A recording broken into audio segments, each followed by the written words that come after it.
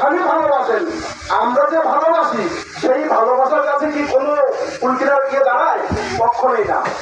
তাই ঠাকুর বলছেন যে ধর্ম যখন বিপথে বাহনে ব্যর্থ অর্থে ধায়, সেই তো তখন আবির্ভূত হয় মাটি পরিত্রাণ পায়। আমার দেখেন দাপর যুগে বললেন সর্বধর্ম পরিত্যাজ্য মা মেতাং শরণাং ব্রজ অহংকার সর্ব পাপের কর্মত্ব স্বামী মা ব্রজ। তুমি সব ধর্ম পরিত্যাগ করো, আমার কাছে এসো, আমি তোমাকে সবকিছু দেবো। আবার সেই গোবিন্দ বললেন বুদ্ধরূপে কি বললেন? বুদ্ধং শরণং গচ্ছামি, ধর্মং শরণং গচ্ছামি, সংঘং শরণং গচ্ছামি। দেখেন জায়গাটা আলাদা, ব্যক্তি সে একই, ভাষাটা আলাদা। আবার তিনি ক্রাইস্ট অবতার বললেন I am the way, I am the truth, I am the life, none can come to the father but through me. আমি সত্য, আমি জীবন, আমি পথ, আমার ভিতর দিয়ে ছাড়া সেই পিতার নিকট কেউ পৌঁছতে পারে না। আবার কবি এসে বললেন শোনো ভাই নিত্যানন্দ, সকল হরিবন্ধ না পেয়ে হরিনাম এক নিবেদন করে নয়নি, হরি বিচারে কৃপা করে লড়িবে নাম। চৈতন্য অবতার এসে বলে গেলেন যখন তিনি সন্ন্যাস নিয়ে যাচ্ছেন, তখন মা বলছে আরে নিমাই তুই চলে যাবি, আমি কাকে নিয়ে থাকবো? তখন তিনি বলছেন শোনো মা, এই মতো হইবে তুই অবতার, কীর্তন রসে মাতাইব সংসার।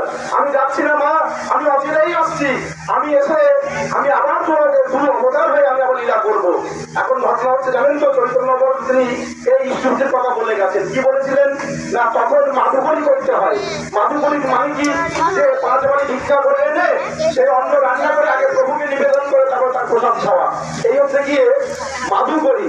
দেখেন এটাই আবার ছিল, যদি আমরা ক্রাইস্ট অবতারে দেখি তিনি নাম দিয়েছিলেন চাকাত, সরি চাকলেট, তাহলে ওই একই পারে না, তাকে দিয়ে তারপর তুমি খাও।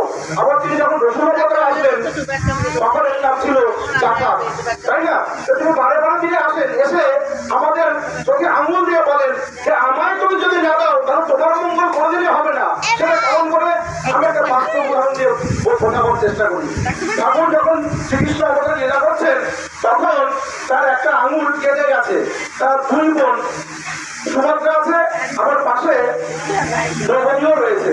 এখন সুভদ্রা বলছে দাদা তুই কাকে বেশি ভালোবাসিস, ওকে না আমাকে? তখন ঠাকুর বলছে তাকে বেশি ভালোবাসি, এখন তার পরিচয় হবে। যখন আঙুল কেটে গেছে ইচ্ছা কাটিয়ে দিয়েছে, মানে আপেল কাটছিল। এবার যখন রক্ত পড়ছে দ্রৌপদী কাপড় আনতে ছুটেছে, আর এইদিকে সুভদ্রা দাঁড়িয়ে ছিল, সুভদ্রা কাপড় আনতে ছুটেছে, তারা আঙুল বাঁধবে, আর এইদিকে দ্রৌপদী তার আঁচলের কাপড় ছিঁড়ে সঙ্গে সঙ্গে ওখানে বেঁধে দিয়েছে। আস্তে আস্তে বাধা কমপ্লিট সুভদ্রার। তখন বলছে বুঝতে পারছিস আমি কাকে বেশি ভালোবাসি? আপনি একটা কথা ভাবেন, ইষ্টভূতি কাকে বলে? ওই যে একটুখানি কাপড় দিয়েছিল সেই কাপড়ের বিনিময়ে যখন এই রাষ্ট্রপতি তাকে দুঃশাসন দুর্যোধন মিলে বস্ত্রহরণ করছিল তখন তার বস্ত্রের কিন্তু কোনো কমতি হয়নি। এই হচ্ছে ইষ্টভূতি।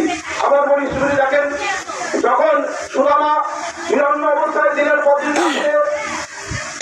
অনাহারে ক্লান্তিতে ছেলে বউ খাবার পাচ্ছে না, দীক্ষাও পাচ্ছে না, কেন? তার মুখ দিয়ে কৃষ্ণ ছাড়া কোনো কথা হবে না। কিন্তু তিনি তখনকার রাজা তিনি বলছেন তুমি অনেক গুণগান গাচ্ছিলে, তুমি আমার গুণগান গাও। বলছে আমি যে মুখে কৃষ্ণ নাম গাই আমি সে মুখে অন্য নাম গাইতে পারবো না।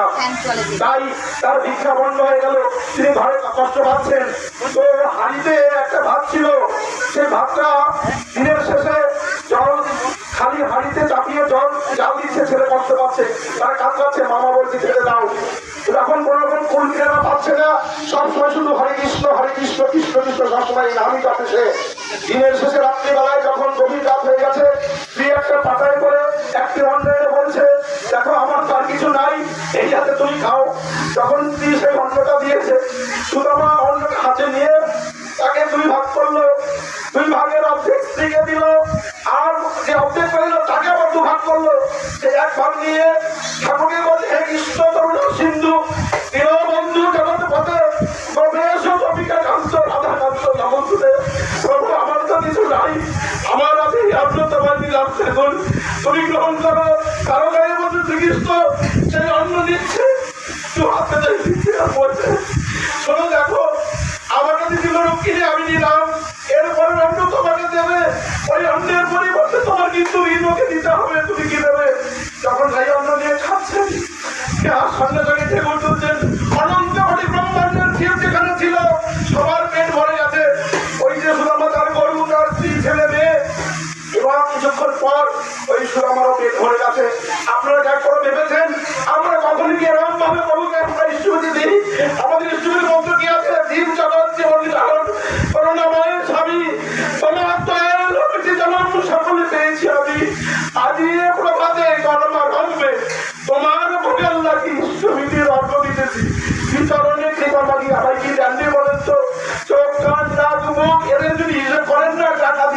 পারবেন না। তাহলে আমাকে সাহস দিয়েছে তো, আমি এই মুখ দিয়ে কথা বলতে পারি, পশু পাখি তারা গান গাইতে পারে না, বাবুর প্রার্থনা করতে পারে না। সকাল বিকালে আমরা যখন বিনা বিছানা থাকে, ওই পাখি পশুরা ঠাকুরকে বলে, ঠাকুর এবারে তো আমাদের ভাষা দিলেন না তোমার কথা বলার জন্য, এর পরের জন্মে যেন মানুষ হয়ে পাঠিও ঠাকুর, তোমার যেন প্রার্থনা করতে পারি। তা সেই অনাদি রাধে গোবিন্দ তার লীলা চলছে। তিনি শিবিরের কথা বলছেন যে আমাকে 1 পয়সা দেয়, তাকে 100 পয়সা ফিরিয়ে না দেবো আমার শান্তি নেই। তোমরা যে যেখানে আছো আমাকে দাও, আমি তোমাদের সহস্র করে ফিরিয়ে দিই। আর কি জানেন, আমরা যে যেভাবে ইনকাম করি, উপার্জন করি, সেই ইনকামটাকে কেউ সর্বাম ইনকাম করি বলুন তো? তার মাথার বাড়ি কাকে ছেড়ামি করে, কাকে ঠকিয়ে কিভাবে সেই অর্থ উপার্জন করছি? ঠাকুর বলছেন